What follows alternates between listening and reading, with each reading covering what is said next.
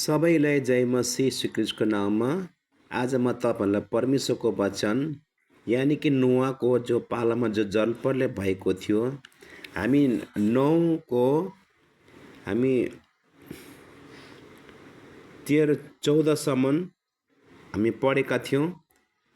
हामीले अब आज तपाईँहरूलाई मैले 9-14देखि तपाईँलाई सेयर गर्नेछु र आउनुहोस् आजको वचन हामीले बुझ्नेछौँ।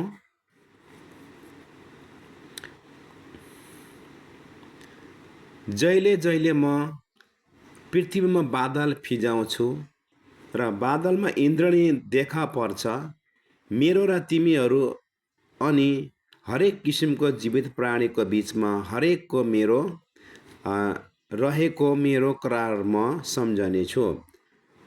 पानीले फेरि कहिले सबै प्राणीलाई नाश गर्ने प्रलय ल्याउने छैन।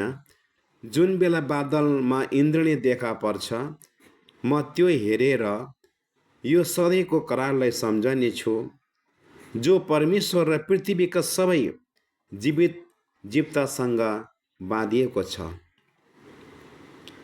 यसरी परमेश्वरले नोआलाई भन्नुभयो, मैले पृथ्वीका सारा प्राणीलाई मेरो बिचमा बाँधेको करारको चिन्ह यही हो। सबैलाई जय मसीह। अनि हामी आज 17 पुरा गऱ्यौँ। अर्को सेसनमा मैले तपाईँकोलाई फेरि 18देखि सेयर गर्नेछु। चाखलाग्दो घटना छ। यो घटना तपाईँले बुझ्नु भएको होस्।